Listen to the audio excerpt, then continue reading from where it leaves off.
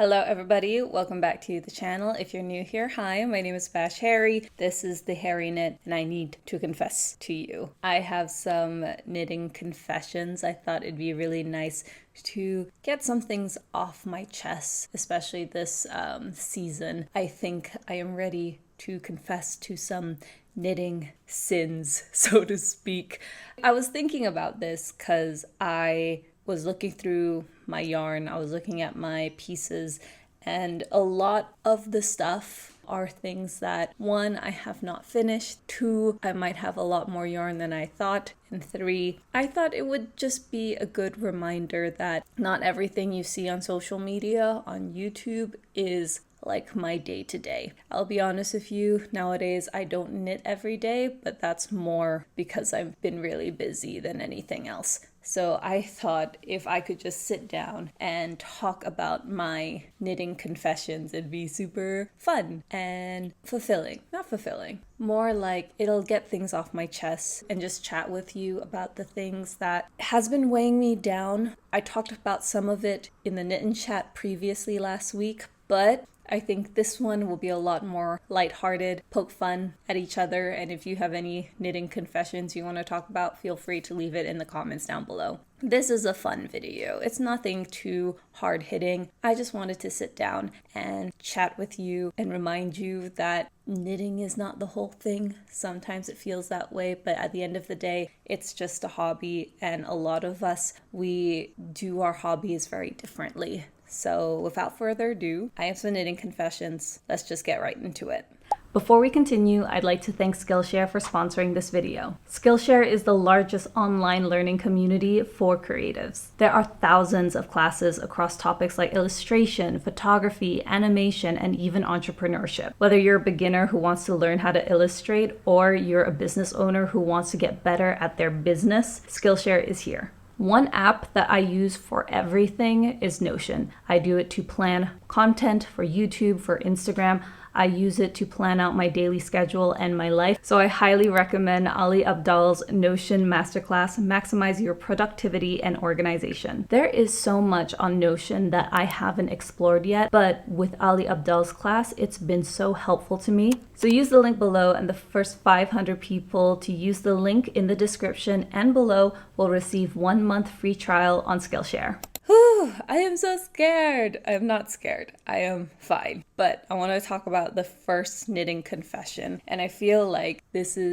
not really a big confession, but I'm just going to say it anyway. I will buy yarn just because I don't have the capacity to get it anywhere else. Let me explain. I think I say it in every single video on this channel. I am from Brunei. I'm based in Southeast Asia. It's a tiny country in the island of Borneo, so we do not have a lot of accessibility when it comes to yarn. We have maybe 1 or 2, 3 yarn shops here, and the resources are very limited, which means that when I'm traveling, I will likely go buy yarn even if I don't have any use for it yet, because I know that it's going to be super hard for me to find that yarn anywhere else in the world. And to be honest, I'm okay with that. I've recently stopped doing huge yarn hauls like when I would do it at Wool Warehouse, because at that time it was the most accessible for me. But over the past few years, I've slowly just started to save that money that I would have spent at Wool Warehouse or any online shopping stores. And if I'm going to a different country, then I'd be able to explore that yarn shops and actually touch the yarn. For me, it's a really great way to support the local businesses there. Like when I was in Australia, I went to a lot of yarn shops and the Sheep and Wool Bendigo Festival, and I got to meet so many incredible, cool indie yarn dyers and small businesses that I got to support with the money that I could have, spent at Wool Warehouse, for example. I know some people have mixed feelings with indie dyers, but for me personally, I like supporting the small businesses, and I think it's really, really fun. And I was going to use that money anyway to buy yarn. I might as well just use it at the place that I'm visiting, the country that I'm visiting, rather than just doing online and spending probably a lot more on shipping. And also, I think it's perfectly okay to buy the yarn because you think it looks nice. I've definitely purchased yarn because I thought it was really pretty, or I like the fiber blend. There was one yarn, for example, from Stellar Fiberworks, that's what I'm thinking on the top of my head, that I love the blend. I think it was a merino linen, and I used it for my Margaret tee, and I think it's just so cute. And I wouldn't have gotten a yarn similar in Brunei. So it's really cool to me. And also because I travel a lot for work, I get to go visit these cool yarn places. Like when I go to Singapore, I love the shop Tiny Rabbit Hole, and they recognize me. So we have a really nice chat. Hopefully one day they can come to Brunei and see our small craft community. But that's a whole other conversation for a whole other day. Long story short, I will buy yarn when it's pretty, and if I'm just abroad, it's okay. My knitting confession number 2. There are some pieces that I finished that I haven't blocked yet, and it's been probably over 2 months. I have one that I haven't blocked since last year, even though it's finished. I have no excuse for this. I think blocking is just super tedious, and sometimes a part of me thinks I should just block everything all in one go. But for some reason, I haven't found the time to block these pieces. I know I have maybe like a vest, 2 socks, 2 pair of socks, actually maybe 3. And I think a bandana that I just finished, I haven't blocked it yet. A part of me kind of just wants to wear it on its own, but I also know that's probably not the best idea, especially since I know that it probably looks much better when it's blocked, and then I can finally take photos of it and post it. But I haven't done that. I really need to block my pieces, but I think it's that mindset where you know it's not going to take a long time, so you just put it off for a long time. If you have any tips on how to block pieces quickly, please let me know, because I need to block them before I fly off next week. So any tips to really make sure that I actually block it and set some time to block it, that would be much appreciated. Very lighthearted confession.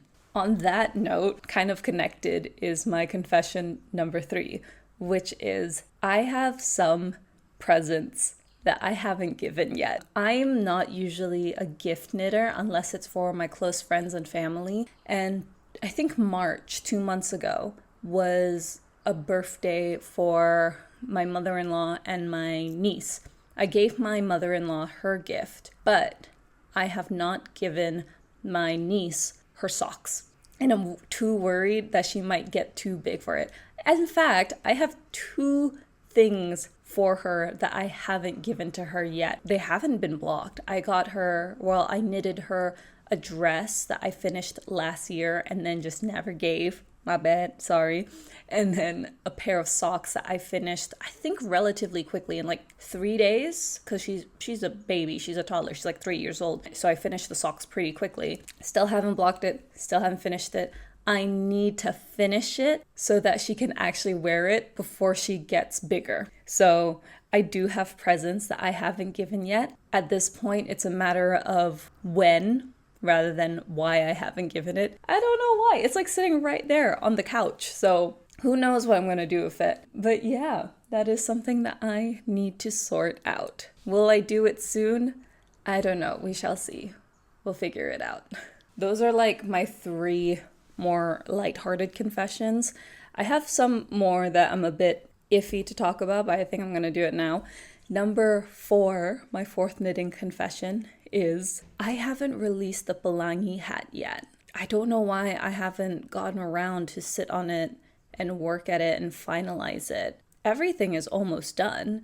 It's just I haven't sat down and really worked at it and prioritized it, and I do apologize for that. A part of me thinks it's just a little overwhelming for me to work on patterns right now, because it does take a lot of mental work or just to have everything sorted out, and the administrative tasks, I think, takes some time for me to really work at it.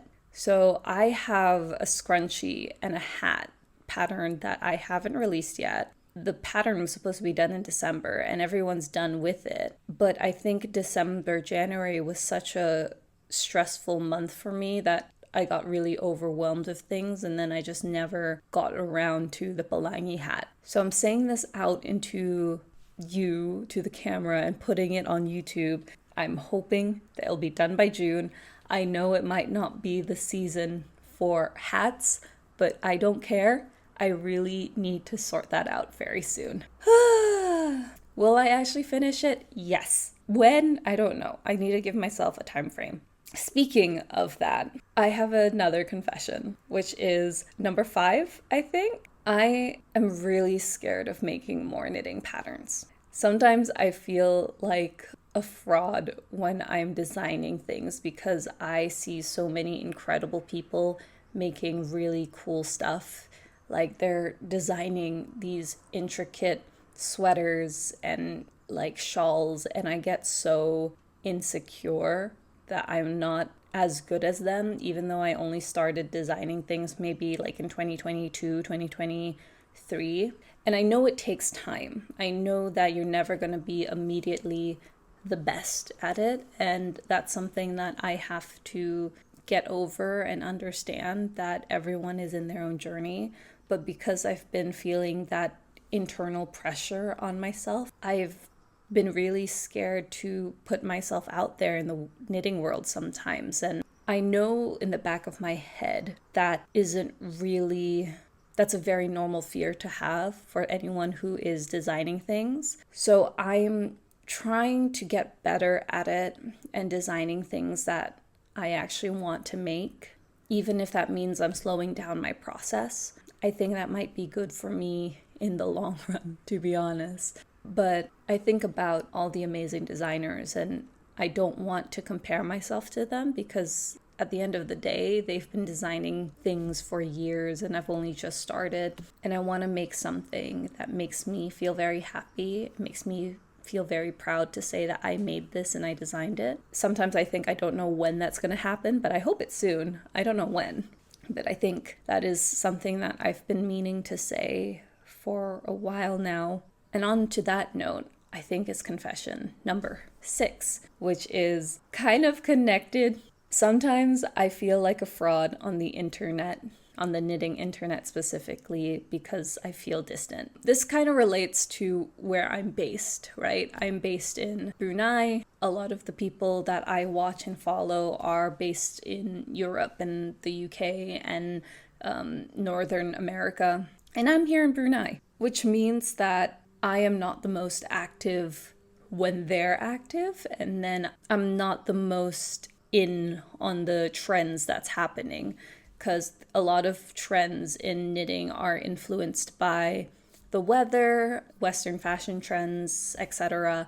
And I'm not a part of that, or at least I don't know enough about it based where I am now.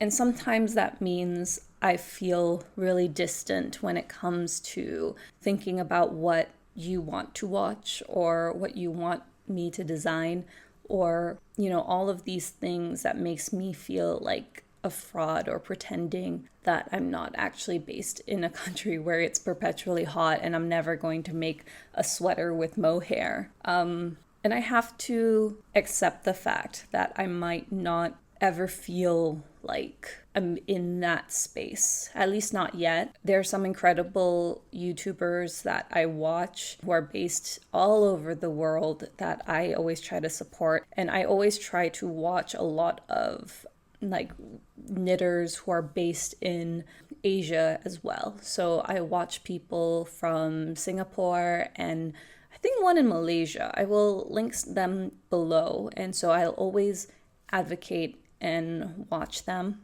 But I think it is finding that balance of supporting people all around the world, but also advocating is such a strong word, supporting knitters in Asia, because I think there's so many cool knitters who deserve just as much recognition as like the famous quote unquote knitters in like Northern America or Europe. We might not be doing the same designs or the same elements, but they do really cool stuff. A lot of them do crochet as well. I'll link some people that I really admire down below in the description. So my mind is going all over the place. So I'm trying to circumvent my brain thinking I'm a fraud on the internet by focusing on the things that I can control, which is who I follow and what I support. And I think the final knitting confession that I have, which kind of pertains to this as well, is I am scared of going on my knitting Instagram right now, and I don't know why. I haven't been posting consistently on knitting Instagram at the Hairy Knit in a while. I don't know why. I haven't been taking photos of my FOs or even my whips. I haven't really been prioritizing my knitting Instagram, partly because a lot of the work in my life has picked up a lot over the past few months, and I need to prioritize that. And another reason is I get so nervous going on there sometimes. It makes me feel a little stressed, and I'm not sure why. Usually when I'm on my knitting Instagram, I have a lot of fun. I get a lot of inspiration when it comes to designing pieces. I think it's because I know that I'm not the most active when it comes to my knitting right now, and I feel like that comparison culture really hits me when I'm on my Instagram, because I'm watching all of these people making these pieces and posting every single day. And then I'm here being like, I can't do that right now. And I'm trying to remind myself that it's okay to have slow periods, that there are periods where you're not going to be as active on social media and making the reels and the TikToks. I have a TikTok for the Hairy Knit that I don't post on, even though I have the handle, just because it takes a while for me to really work on it.